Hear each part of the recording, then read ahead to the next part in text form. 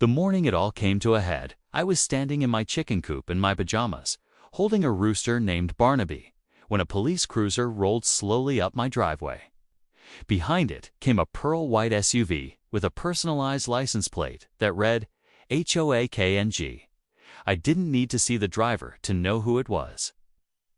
If you've ever worked 40 years to own a piece of land that's truly yours, land where you can hear the wind move through the grass and smell rain before it falls, then you understand why I wasn't going to let anyone take it from me without a fight.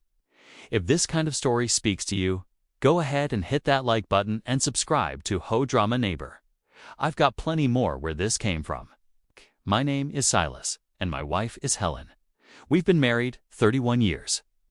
We bought our 5-acre property outside of town, back when property was still something an honest working man could afford. We built a small farm there, a vegetable garden, 6 chickens, 2 goats named Nutmeg and Cinnamon, and 1 very opinionated rooster named Barnaby. It was peaceful. It was ours. Then Valerie moved in next door. Valerie wasn't from around here. She'd relocated from the city about 2 years back, bought the biggest house in our little HOA neighborhood, and immediately set about making the rest of us feel like we didn't belong in our own homes. She complained about everything. My garden was too visible from the road. My goats were an eyesore. My chickens, she said, were a health hazard, a noise violation, and, I quote, completely inconsistent with the community aesthetic, she filed. HOA complaints like some people collect stamps with great enthusiasm and no real purpose. Our HOA board, 3 retired folks who mostly just wanted to keep the grass trimmed and the dues low, tried to reason with her. She responded by getting herself elected board president within 6 months. I still don't know exactly how she pulled that off, but suddenly Valerie had authority, and she intended to use every last drop of it. The first letter arrived on a Tuesday. It told me I had 30 days to remove my livestock or face daily fines. I read it twice, set it on the kitchen table, and didn't say much.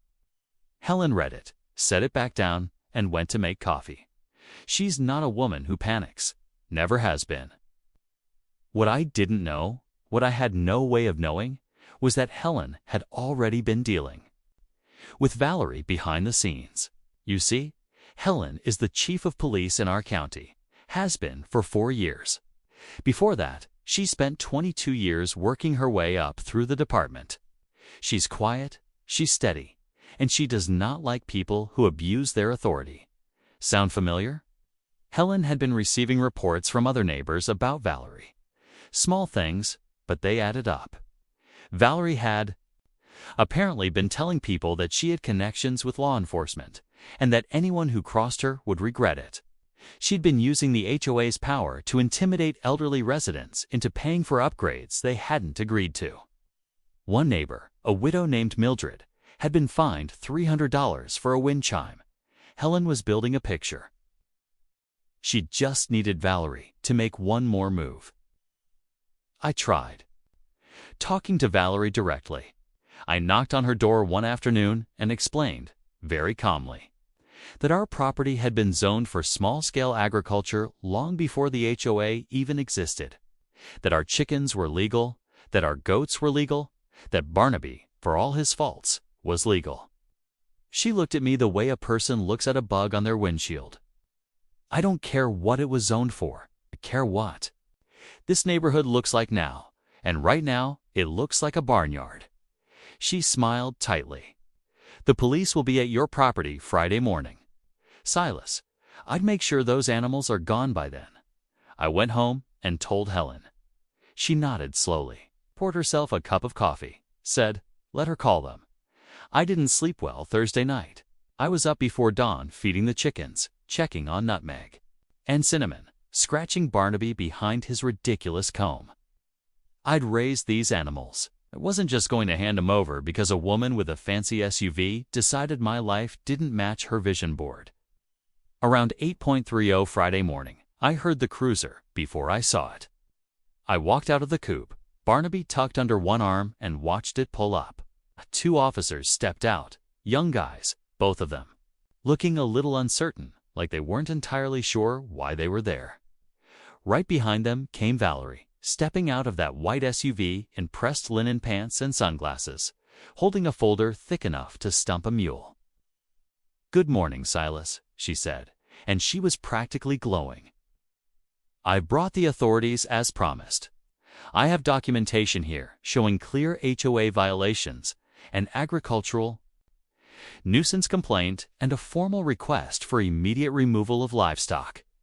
One of the officers, whose name tag said Dawson, looked at me with an expression I can only describe as apologetic. "Sir, we did receive a complaint."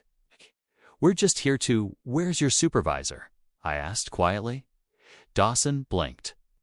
"Excuse me, your supervisor? I'd like your supervisor present before we discuss anything." "Ha!" Valerie let out a short, sharp laugh. "Oh, Silas, do you really think calling for a supervisor is going to help you here? I have a relationship with this department. I've already spoken to people. This is happening." And that was the moment I heard the third car. It was an unmarked, dark sedan. No lights, no fuss. It pulled up behind the cruiser, and the door opened, and out stepped Helen. She was in full uniform, badge on her chest, hair pulled back the way she wears it for work. She had a cup of coffee in one hand, and the kind of expression on her face that I have learned over 31 years means someone is about to have a very bad day. Both officers went rigid. Dawson actually said, "Chief," and straightened up so fast I thought he might tip over. Valerie turned, looked at Helen, looked at the badge, looked at the uniform. The color left her face in a way that reminded me of a window shade being pulled down slowly. "Good morning, gentlemen," Helen said pleasantly. She glanced at Valerie. "And you must be the neighbor." I was told," Valerie started. "You were told you had connections in the department," Helen said. She sipped her coffee. "Q mentioned that to 4 different people in this neighborhood over the past year. It made its way back to me." She paused. "I am the department, ma'am." The folder slipped a little in Valerie's hands. Helen turned to Dawson. "Has anyone actually verified whether this property is in violation of any county ordinance?" Dawson cleared his throat. No, Chief. We responded to a complaint. This land has carried an agricultural use designation since 1987. Helen said simply. HOA bylaws cannot override county zoning. The animals stay." She looked at Valerie again. "What does not stay is a pattern of using false claims of law enforcement connections to coerce and intimidate your neighbors." Valerie opened her mouth. "I'd think carefully," Helen said, not unkindly, because I've also spoken with Mildred about her wind chime. "I wish I could tell you Valerie said something clever. She didn't." She closed her folder, walked back to her SUV, and left without another word. The officers exchanged a glance, said their goodbyes, and followed shortly after. Helen walked over to me. Barnaby ruffled his feathers and regarded her with suspicion, the way he regards everyone. "You could have told me your plan," I said. She shrugged. "I needed her to make the call herself, otherwise none of it sticks." She reached over and scratched Barnaby on the head. He did not bite her. He never bites Helen. Within 3 weeks, 4 of Valerie's HOA fines, including Mildred's wind chime, were reversed. 6 months later, Valerie listed her house and moved back to the city. The morning she left, I was in the garden. Nutmeg and Cinnamon were sunning themselves by the fence. Barnaby was crowing at nothing in particular, the way he does. It was quiet. It was peaceful. It was ours.